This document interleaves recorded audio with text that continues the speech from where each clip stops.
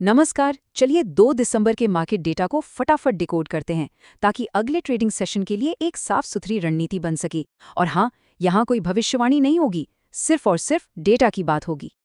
हमारा एक ही सिद्धांत है, बिल्कुल साफ। हम अनुमान नहीं लगाते, हम सिर्फ डेटा को पढ़ते हैं और उसे समझते हैं। किसी भी दिन की कहानी बाजार खुलने से भी पहले शुरू हो जाती है। तो चलिए सबसे पहले ये समझते हैं कि प्री मार्केट में माहौल कैसा बन रहा था। तो 2 दिसंबर को बाजार खुलने से पहले संकेत कुछ मिले जुले से थे। जीआईएफटी कह रहा था कि शुरुआत फ्लैट हो सकती है और ग्लोबल सेंटिमेंट्स भी न्यूट्रल था। लेकिन एक चीज साफ साफ दिख रही थी, प्रॉफिट बुकिंग का प्रेशर। इंडिया वीआईएक्स 11.68 पर था।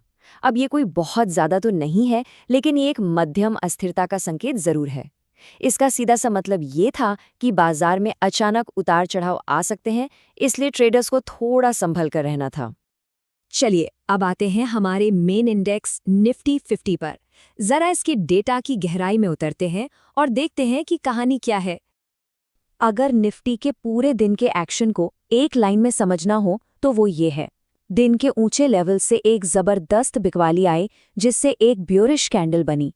ये साफ दिखाता है कि ऊपर के लेवल्स पर सेलर्स ने पूरी तरह से कंट्रोल अपने हाथ में ले लिया था। अब जरा इन नंबर्स को देखिए, यही असली कहानी बताते हैं। निफ्टी ने लगभग 26,152 का हाई बनाया, लेकिन बंद कहाँ हुआ? 26,032 पर। मतलब दिन के हाई से 100 पॉइंट से भी ज्यादा की गिरावट।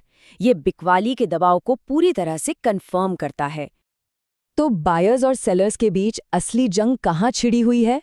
डेटा हमें बताता है कि 26,150 से 26,250 का जोन एक बड़ी दीवार की तरह खड़ा है, जहां सेलर्स हावी हैं, और दूसरी तरफ 25,950 के आसपास बायर्स बाजार को संभालने की हिम्मत दिखा सकते हैं। ऑप्शंस का डेटा भी आप जानते हैं, यही कहानी कंफर्म कर रहा है। 26,400 के लेवल पर जबरदस्त कॉल राइटिंग हुई है, जो एक मजबूत छत की तरह काम कर रही है।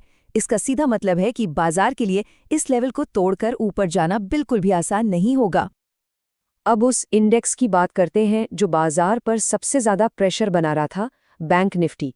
गिरावट का असली एपिसेंटर यही था। बैंक निफ्टी की कहानी तो और भी ज्यादा ड्रामेटिक थी। इसने दिन में अपना ऑल टाइम हाई तो बनाया, लेकिन वहां एक पल भी टिक नहीं सका और एक तेज रिवर्सल के साथ नीचे आ गया। इसने एक क्लासिक बेरिश रिवर्सल कैंडल बनाई, जो प्रॉफिट बुकिंग का बहुत बहुत बड़ा संकेत होता है। बैंक निफ्टी के लिए 59,900 से 60,000 का जोन, जो इसका ऑल टाइम हाई भी है, अब एक बहुत बड़ी सप्लाई की दीवार बन चुका है।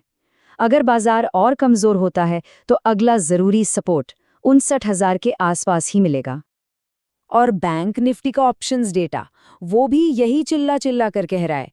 60,000 के लेवल पर कॉल राइटर्स ने मानो एक ऐसा किला बना दिया है जिसे भेदना लगभग नामुमकिन लग रहा है। ये लेवल अब एक बहुत बड़ी रुकावट है।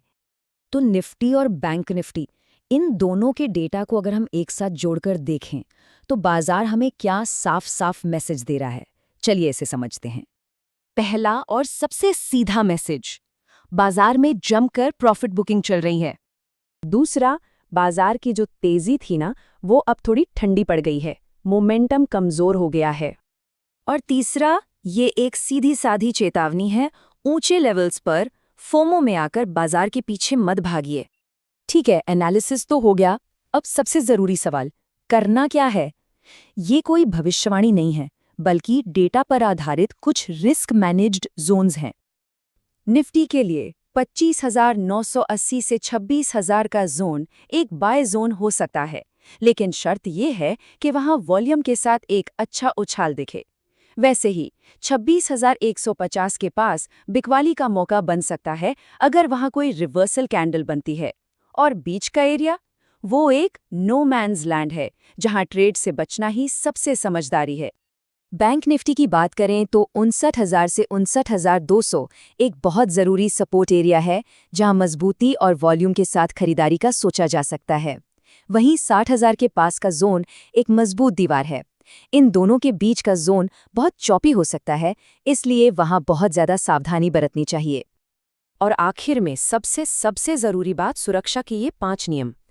ये किसी भी स्ट्रैटेजी से ज़्यादा ज़रूरी हैं। अपने ट्रेड्स को लिमिट करें, रिस्क को कंट्रोल करें, हमेशा स्टॉप लॉस लगाएं, मार्केट के पीछे ना भागें और हमेशा कन्फर्मेशन का इंतज़ार करें। यकीन मानिए, अपने कैपिटल को बचाने का यही सबसे अच्छा तरीका है। तो इस पूरे एनालिसिस का निचोड़ क्या है? बहुत सिंपल। जब बाजार कंफ्यूज्ड हो तो एक स्मार्ट ट्रेडर भविष्यवाणी करने की कोशिश नहीं करता, वो अपनी पूंजी की सुरक्षा करता है। बस डेटा पर फोकस रखें और सुरक्षित रहें।